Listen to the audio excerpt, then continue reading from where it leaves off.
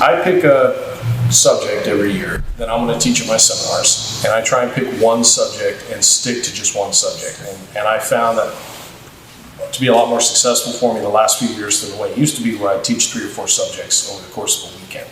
I start working the material with my students, and I'm always looking for the same stuff. I'm looking for the things that, what are the most important things from these positions in terms of efficiency? The most important things for jiu-jitsu, for fighting, for everybody.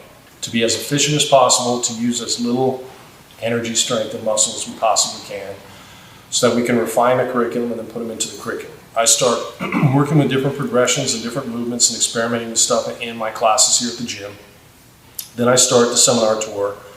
Every time I teach one of the seminars, it changes a little bit. I mess with the material a little bit, put something here, something there. But what evolves naturally over the course of the year is the stuff that's absolutely the most important. And then when we get to that part, at the end of that, I have another seminar here at my gym. I show that stuff, and then usually the next day we put it down on film, which is what we did with the mount, what we did with closed guard, and what I'm doing here. And the big takeaways I want to ask these guys too, for their thoughts, because inevitably I wind up missing things, but the big takeaways for me really were going back to the SBG epistemology, the way our formula works. Base and posture, yes, they're the same thing, right? Base and posture, 2 ways of describing essentially the same thing. But usually you build your base, you build your foundation from the ground up. This is why you'll often see Hickson talking about foot first. You begin the movement, like when he taught the elbow knee escape, you begin the movement with the foot. You're building that base. And then from the foot, you're building the base through your whole body into, for example, your top shoulder, or into your long frame. And from there you work off that. So base, posture, connection, then pressure. And you can see, hopefully through the video series, what a huge difference connection makes. Not only is it more efficient, but sometimes with some of the fundamentals like the underhook, roll, and the escape from the paper cutter, it's not just more efficient, it's the difference between succeeding or failing. It's whether or not you succeed, you connect. And if you connect, it'll work very well. And if you don't connect, it'll fail. So if you're always rolling fast and you've done jiu-jitsu for a while, it's going to be hard to find the connection, because you're just going to breeze past it. You're going to have base posture pressure, base posture pressure. But so you have to slow it down. But finding that connection piece, I think, is very important. And then from there, when we're talking specifically about survival, controlling the inside space was another big theme that came up. If you're controlling the inside space, there's almost nothing the other person can do to you, whether we're talking about strikes or submissions. Their attack begins with getting inside space. And if we're talking about strategically controlling the inside space psychologically on bottom, when you're in a bad position, becomes one of the keys, because you start relaxing and not panicking. If you panic, you're going to rush and maybe make a mistake, and you'll get caught with a submission in your attempt to escape. And if you relax, you'll actually escape when the moment presents itself.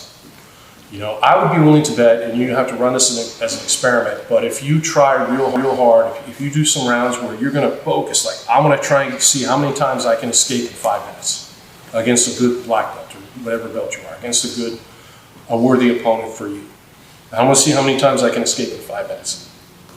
And then as an experiment, say, I'm going to relax. My partner's still going to be very aggressive. If they're not aggressive, this won't work. But my partner's still going to be very aggressive, but instead of trying to see how many times I can escape while they're being very aggressive, I want to see how relaxed I can be and only escape when the moment presents itself. I'd be willing to bet you escape just as much, if not more, when you relax, because you're going to find that time. Okay?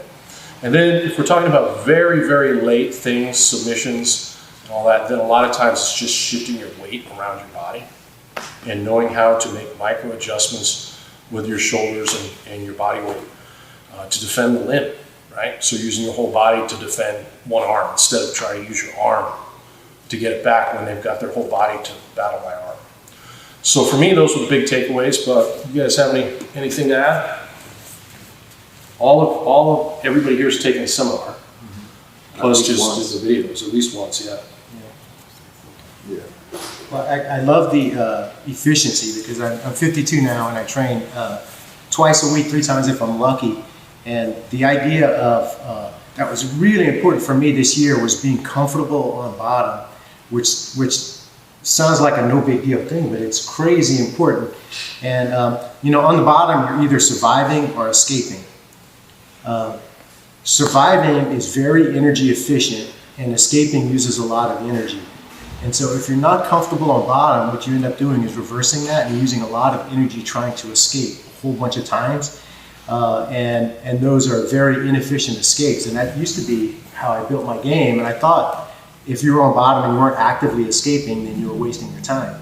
And so the idea that if I'm on bottom and I'm surviving, I'm doing jiu-jitsu, and I'm doing the most efficient jiu-jitsu. And like you said, just relaxing there and then making the escape attempts I do the most efficient ones possible. They're more effective, and I escape just as easily. And then if I'm lucky, when I get my escape, the top person is breathing way heavier than I am, and then I'm in a great position to do jiu-jitsu. And so that was really a great aha moment for me. That's one thing I remember you said to me a couple years ago, that I've actually told some of the students at the seminar, but how you listen to people's breathing when they're rolling, especially if they're younger. Make sure your breathing doesn't get faster. When we went to the Hickson seminar, he teaches from most to least important, and he always talks about breathing. Yeah. Right, which I think is really important. And so I think it might be true that your breathing is more important than your position when you're in jiu-jitsu. So if you're in even a shitty position on bottom, a really terrible position on bottom, and you're out of breath, I think you have to fix your breath before you fix your position. I think that's true. Well, yeah, I mean, it makes sense what you're saying, because what is the most important thing? Well, if you're not breathing, you're dead, right? So you, at a minimum, it's kind of like brainstem function. Like you have to at least be able to have a heartbeat to be able to breathe. So if you lose the ability to just function at the most basic level, then of course, yeah, I mean, your skill set is useless, because you're no longer, the machine doesn't work anymore. So I think you're right. The breathing it all starts there. For me, this weekend, this year, the last few years, the last 10 years as a black belt, what I keep coming away with, and I came away with from this as well, is seeing the things that are the same, not the things that are different. Yeah. And so for me, jiu-jitsu has become a lot easier in the sense of I can start to see how it's all connected. Mm-hmm. And so the skinny X example would be a great one, I thought. But for me personally, like the biggest takeaway for me, and the thing that I'm going to be able to kind of reteach to my students, is just helping them understand those angles, because that's a very good way to conceptualize it. Mm-hmm. And this material illustrates it very well as far as the similarities between the escapes from cross-side using the long frames, the escapes from underhook sit-out using the same frames, the same angles, and then it all ties back together when you start looking at your umpa escapes from head and arm, or your umpa escapes from mount. And when I think if you can help your students see the things that make the techniques similar rather than seeing them as different techniques, it becomes a lot easier for them to categorize things and learn jiu-jitsu rather than trying to memorize specific movements. They see the things that they all have in common, and then they can just focus on the commonalities, and then the rest of it's easier to fit in. So for me, I was joking last night about a Skinny X t-shirt, but I think that's really helpful for people. You can use the clock analogy, but for a lot of people, they can't really visualize. I have to look at the clock every time. Yeah, me too. So and nowadays, I mean, kids can't even read a clock like that. So when you draw that X, and then when you show them, right hand, left foot, left hand, right foot, and then you start connecting those points, that becomes, I think, a lot easier for people to digest, and at least it was for me. So that would be my biggest takeaway from this material, is just learning how to use those angles. Obviously, there's the connection is huge, and making sure that you're connected, and everything we cover with from the foot to the shoulder, and that's all critical. But for me personally, what really kind of was crystallized was just where those angles are and how they're everywhere. Whether you're in cross sides, whether you're in mount, whether you're in head and arm, that those angles work. Mm-hmm. For sure. What about you, Ray? Just great thoughts. A couple of, like listening to Kane, I think the breathing part to me is like psychological jiu-jitsu. So if I can get control of my breathing and then I can look comfortable, might not be comfortable, or I am because I'm getting into the position that you're teaching, it makes that person on top, I don't know, maybe a little more panic or a little more like, why am I not, having some sort of effect on this person? So there's like the psychological jiu-jitsu there, but the more comfortable I can be, then the more I can kind of get control of myself and move when I need to versus like a panic. Like when Kane and I were drilling yesterday, we both said like you get to that initial posture when you can get down there and get into the arm throw with your hand down.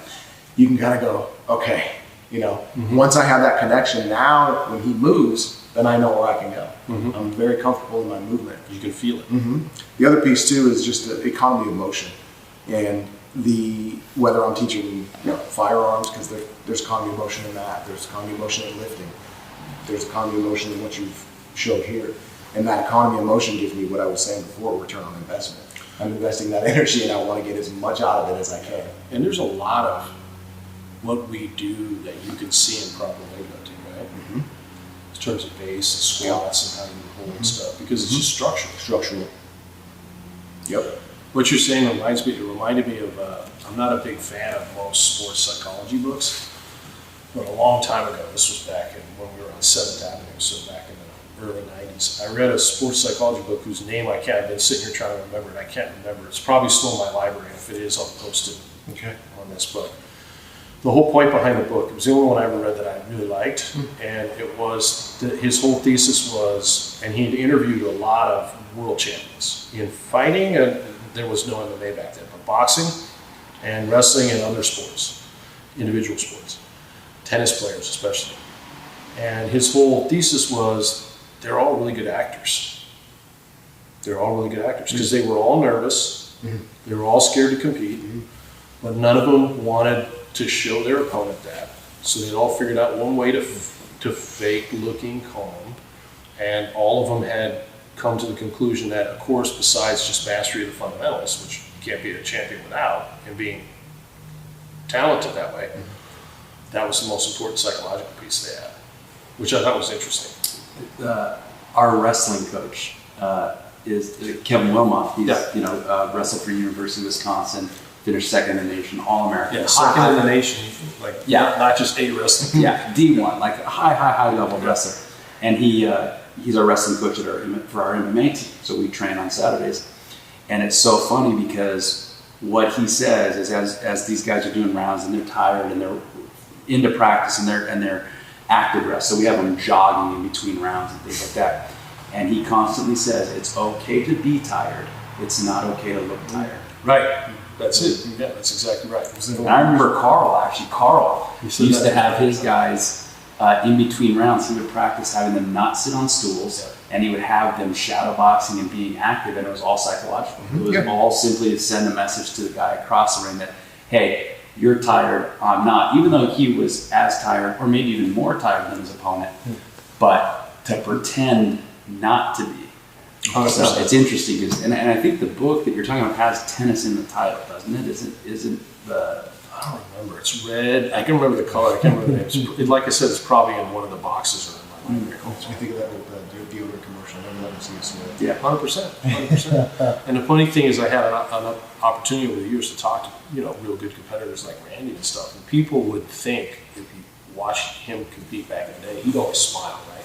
He would always just get in and smile. He never was like aggressive.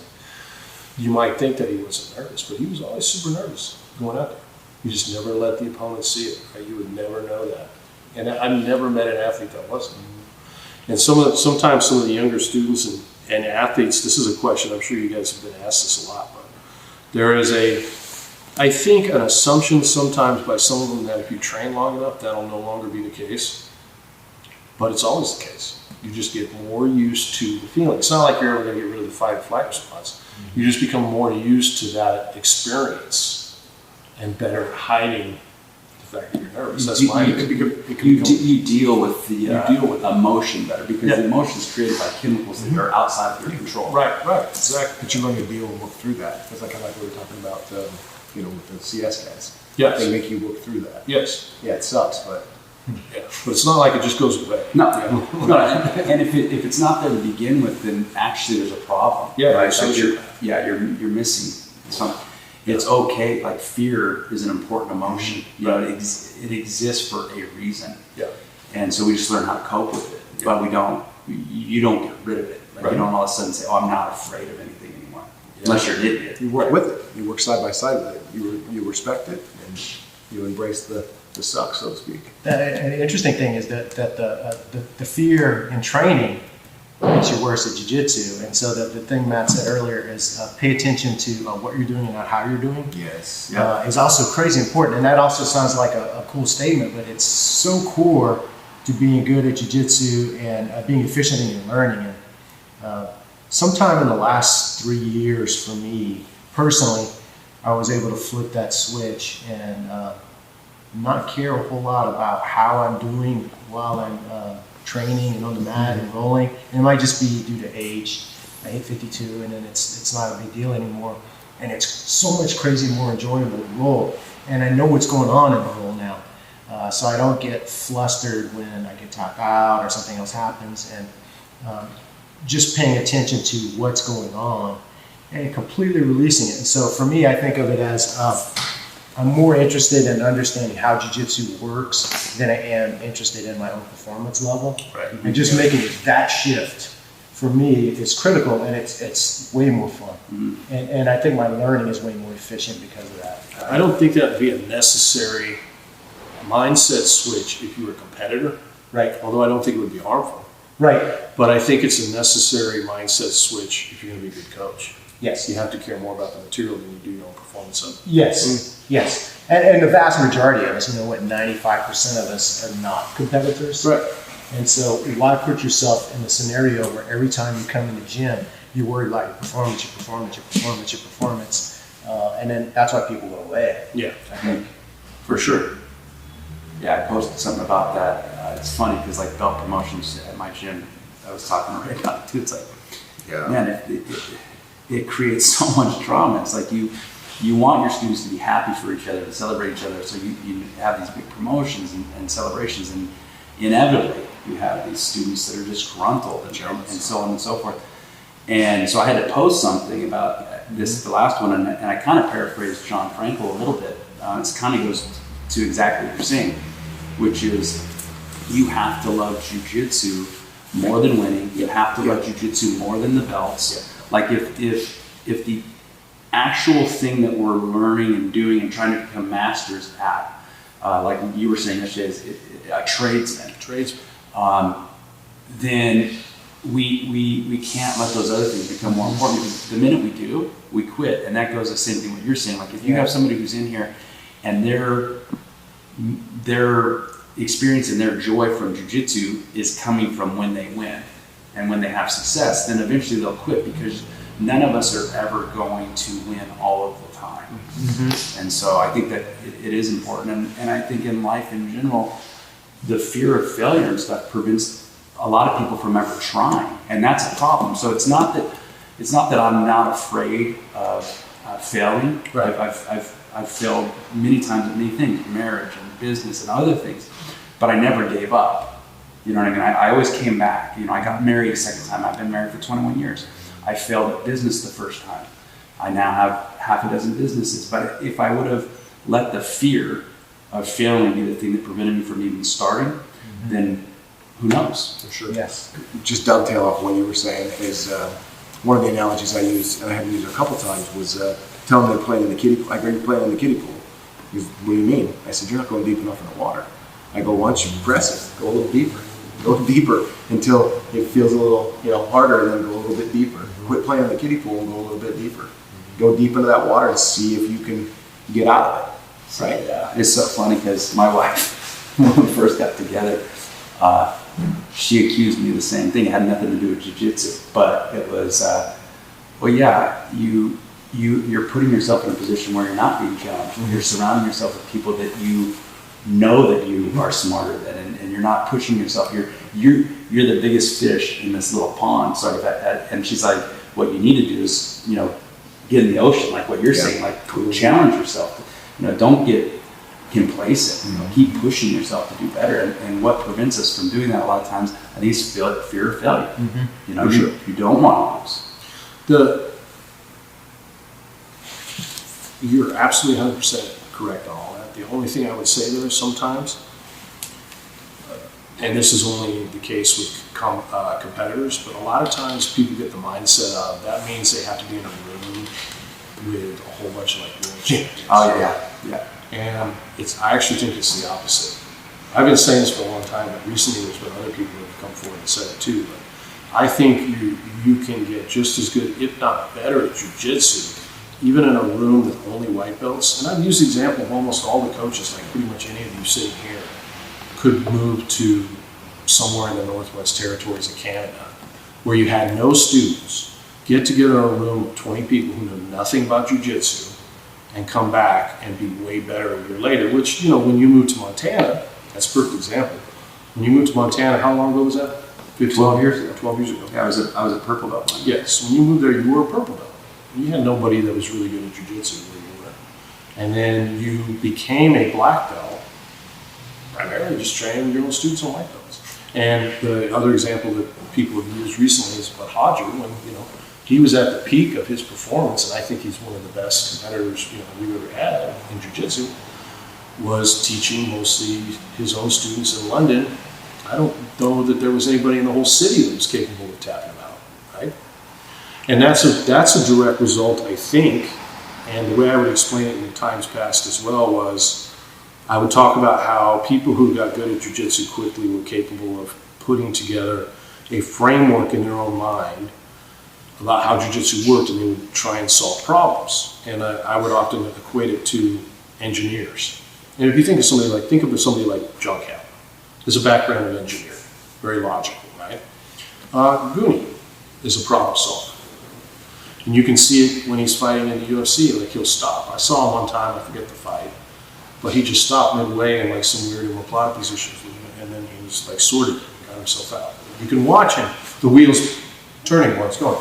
And so there's a part of them that's competitive where nobody likes to lose, and they want to win, but that's matched, if not even a bigger part of them that's fascinated by how jiu-jitsu works, to the extent that when they lose, they're like, wow, okay, hey, show me what you just did, because that's super cool, as opposed to throwing their water ball and getting off the mat, right? It's a sense of joy and wonder of somebody's figured out something better, now I can learn it, or here's a problem I've run into, now I can solve it. And it has to have kind of equal parts there. And everybody I've met that's gotten good at jiu-jitsu, which is not me, but people who get good quick, like 5 or 6 years, they become competitive black belts. They have that aspect to their personality every single time. Do you remember when, because I think met you in 101, I think. I went to MLK, trained with you, and then you came down in 02 to Reno. Yeah. I think I brought you down like twice a year. And then it was like 06 when I opened my gym. And then before I opened the gym, you said, you need to open the gym. And I'm like, I'm a blue belt, I can't open the gym. And you're like, and then your immediate response was, I did. And I was like, okay. Yeah. So then I said, well, what if people come in, you know, there's tons of people that are better that are going to come in and beat me. And you're like, yeah. Then he goes, you told me the number one thing was it's just roll with everyone that came in your gym. Yeah. I don't care how many times you lose, roll with everybody that came in your gym. I was like, all right. And then it slowly grew, and then the beasts that were coming in, it was just all the time. It was like 2 hours straight of just rolling and smashing each other. Right. And then every time we got to see you a little bit better, a little bit more efficient, and now it is what it is. When I started, there was no jiu-jitsu gyms. That's the other thing that I put in mind. Like, there was no jiu-jitsu school in Portland, and there was nobody higher than a blue belt probably outside Los Angeles, you know. So if you had a blue belt back then, you were almost godlike. You could go overseas and Ironman like 100 people. I went to Denmark one time in like 2000 at Ironman in a room with like 70 people, and I was done in an hour. There were shoot wrestlers and stuff, but it's not, I mean, it sounds cool, but it wasn't impressive at all, because they were just all lame white belts. Plus, they were trying to do jiu-jitsu, which made it even easier for me. So, but now it's completely different, right? When you go, there's like a bunch of black belts there, but the principle still holds true, right? 100%. And that was my big takeaway, not in terms of the technique, but in terms of people's mindsets and the questions I often get asked after, not during the seminar. Does anybody have a question? They never ask this question. And after the seminars, I want to come over. Can I ask you a question real quick? I don't say They always do that. yeah. Your embarrassment. Right. And 90% of the time, the answer was focus more on what you're doing and forget about how you're doing it. Like, what are you worried about? You're not even asking the right question. If your question is, why can't I beat this person? Why am I always losing? Why haven't I gotten my purple belt? And or a better question, why haven't I gotten to purple belt level yet? The real question should be, how do I, what am I doing mechanically wrong? How do I fix it? How can I make it better physically, mechanically? Like, you're not even thinking in the right process until you start thinking about what it is you're doing physically and put your focus on that piece of it. And then, like you said, it's way more fun. Yeah, if a student asks me, why am I not a blue belt or why am I not a purple belt, I will literally tell them that's none of your business. And it's true because Tell them to come more. what belt they are and where they are in the progression is not their business, it's the coach's business. Yeah. And that's for me to focus on as a coach. Yeah. And their business is you just focus on getting better at jiu-jitsu and fixing holes in your game. Trust me. And then trust me to put you where you need to be in the belt ranking. And if you let go of that part, then you're doing the part that's your business, which is getting better at jiu-jitsu, fixing the holes in your game, understanding how it works. I'll take care of the belt part. And if you do your part, I promise to do mine, and then we can keep those things separate, and then we don't have to have that conversation anymore. Yeah. It's a good way of putting it. Yeah. I like it.